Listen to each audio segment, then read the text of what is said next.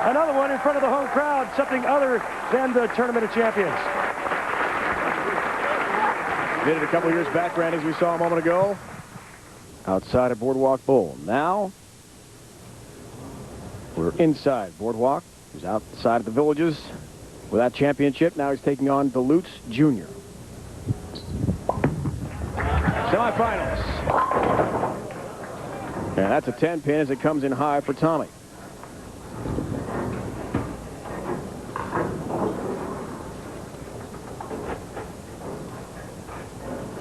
Trying to make it 63 in a row without an open frame. Tommy's had wait and watch. A little shuffle there. Slightly different than we see from the bowlers. That quick step before he releases on the approach. Heard the squeak of the shoe. Well, that's his pivot step. He's got a real short backswing. Deep knee bend like we saw with Paul Fleming.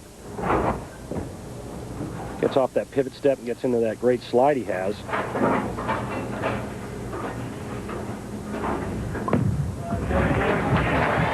The lefty. Solid in the pocket again.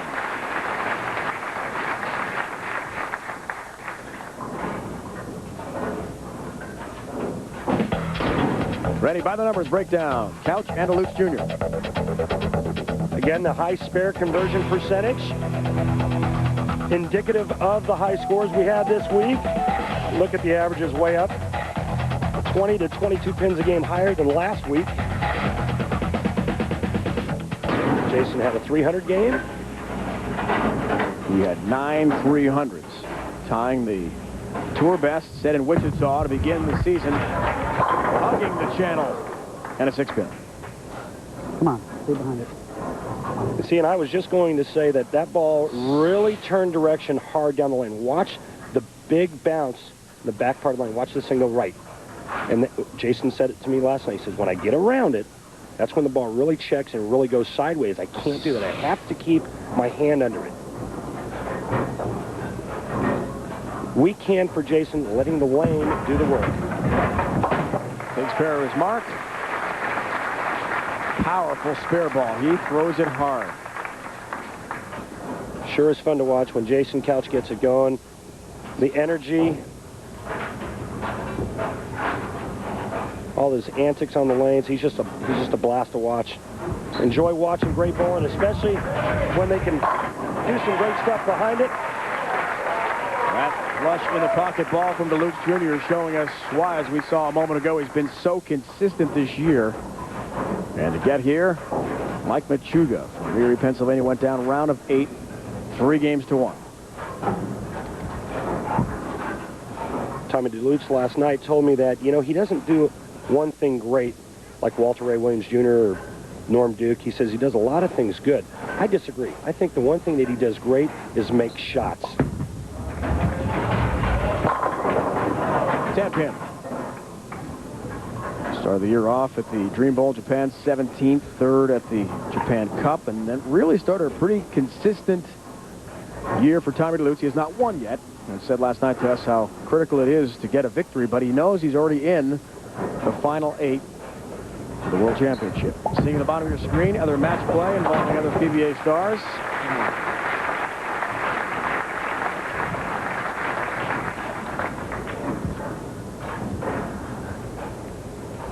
Tied for 17th last week was Tommy-Delutz Jr. in Dallas, 40th at the U.S. Open. But before that, a long string of at least top 18 finishes. 8 in a row, including TV in Albany.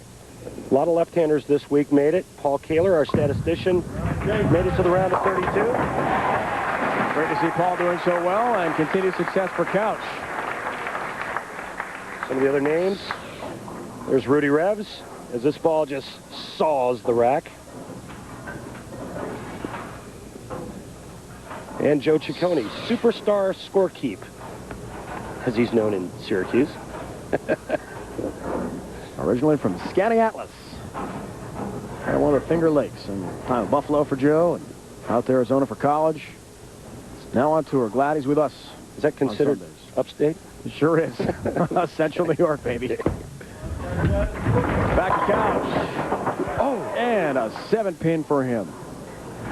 shot. That was a good shot, and the change of direction was a little more subtle on that ball because he kept his hand under it. Hard to believe that Jason Couch could leave a weak 7 with that much power and that ball coming in at that kind of angle. I don't even know if you could have called that hit a weak 7. There was so much stuff flying around. It looked like shrapnel in the back end. Great pin action. Looking for the 7 and another mark. He's got it. Certainly amongst the left-handers on tour, he throws the ball so hard. Rivaling what Robert Smith and your roommate Dave Traber can do, just blistering down the lane. Well, he throws it hard, but he also has a very high rev rate, Yeah. a lot like Robert Smith.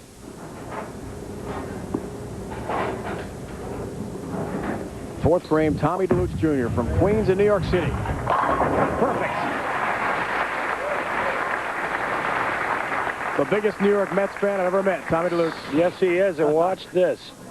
This ball is dead, solid, perfect. Look at the back-end reaction.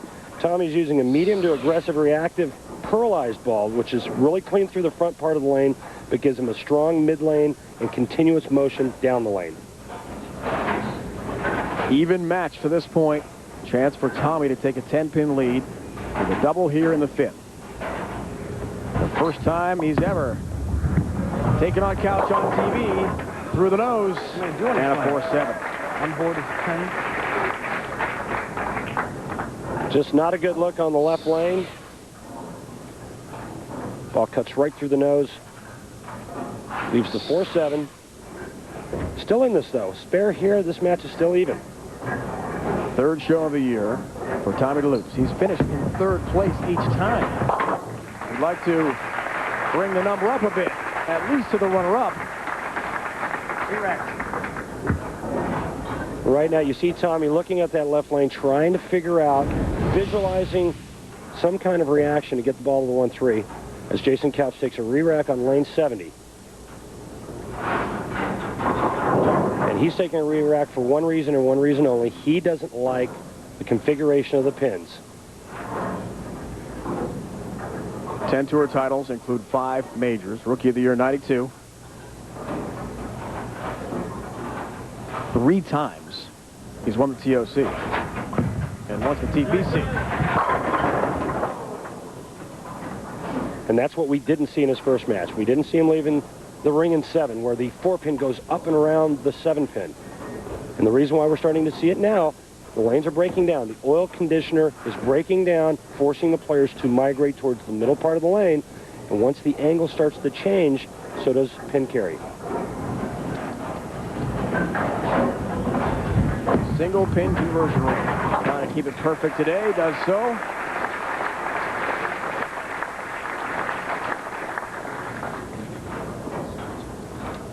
I think a credit to Jason Couch and him always trying to learn and get better is the fact that we bowled on pattern E 4 times.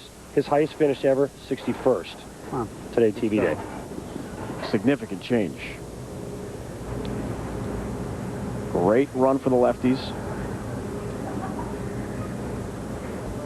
High scores all around this week in Orlando. On lane 69, some help with the 6. They're not playing fair. Is he ever relieved that the 10 is only standing? Almost the pocket 7-10. The headpin does get to the 7, but again, what I'm seeing and what we're all seeing is a lot of 9 spares. Remember, his first match, he struck every ball but once. Lanes are breaking down. Lanes are changing as we go on TV. Adjustments have to be made. 9 spare for Couch in his 6th frame. Tommy-Delutz-Jr. in a very tight match in the semis. Chris Hayden awaits the winner in the championship match, trying for his first ever title. Delutz wants to win his first of this season of the year.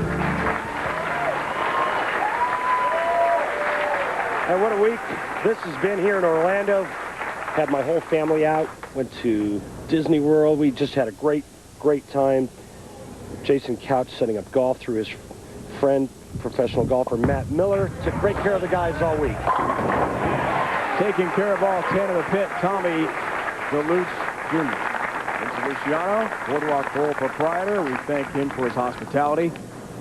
His entire staff doing a fantastic job all week. Kurt Von Kruger, our tournament director, said to the crowd before, the most impressive center he's seen. Hard to argue. I mean, it's a huge complex, and it was jammed last night after the last 8. Folks having a great time here at Moonwalk Bowl. 4-pin. Well, that was a ball change on the left lane, trying to get the ball to face the 1-3 the right way. This looks close. Another board or two left with his feet, and I think he's probably going to get right to the 1-3.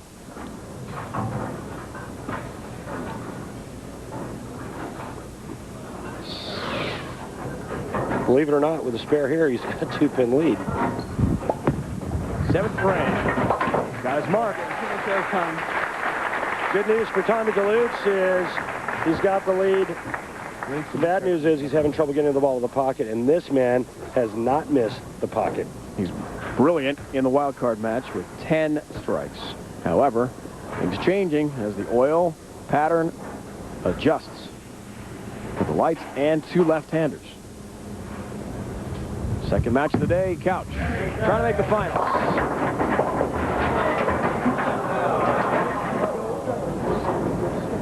Nice break.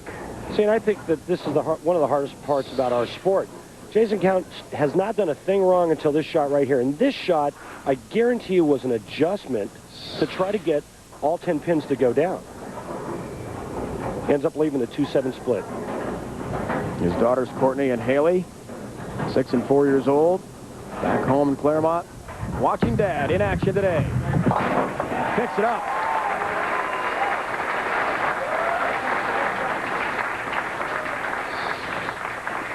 Gets the ball to the left side of the 2. Ball ricochets off the 2 into the 7. No open frames. Clean through 7 frames. However, no doubles. Come on, good shot. Back in there.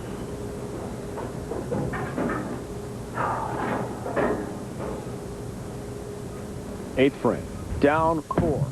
The lefty trying to stay alive. That ball flush in the pocket. Shreds the rack.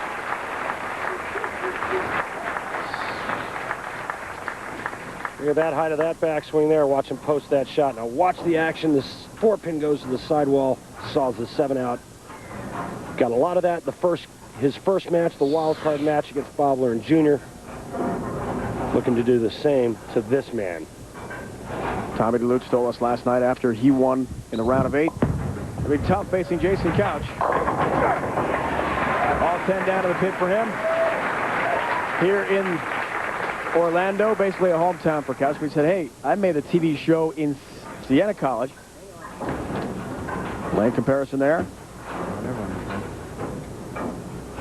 Struck every spares on the left. Excuse me, Dave. Struck every ball in the right lane. This is the problem lane. He said to us, hey, I made a TV show in Albany facing Doug Kent, who eventually won. He was the hometown favorite then. I can do it here again. Oh, that was good.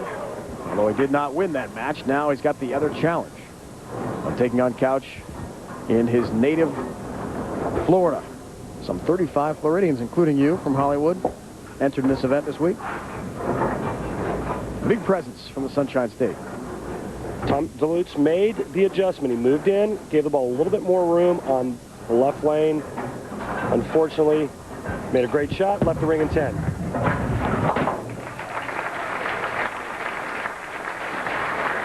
Picks up a 10-pin and a mark in our second semifinal. Couch has struck in the 8th. Strike coming up will give Jason a 6-pin lead. So the max score is 228-210. So it's still tight. Jason Couch with a strike in the 9th and 10th frame can take this match away from Tommy-Delutz-Jr.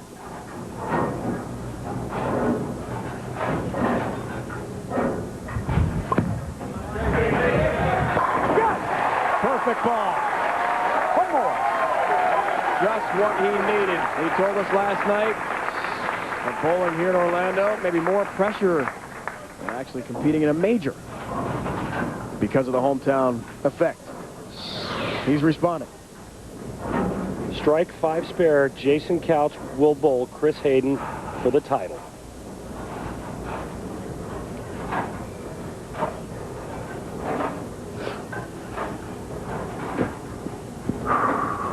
That's what's necessary. Watching by ESPN in sync. Jason Couch.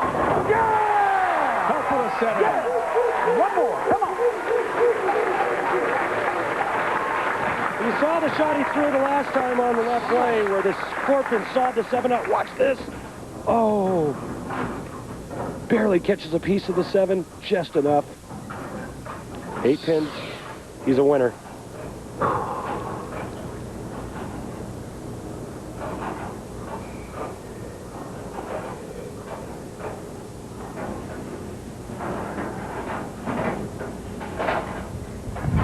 Ready for the fans to go wild. Yeah!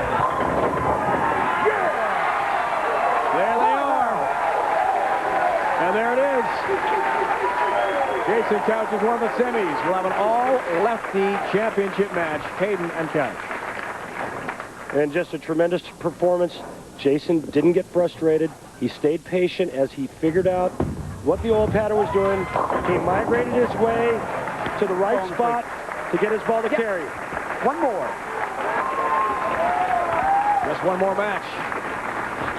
And it's against someone who has never won a title. Until today, Chris Hayden had never won on TV.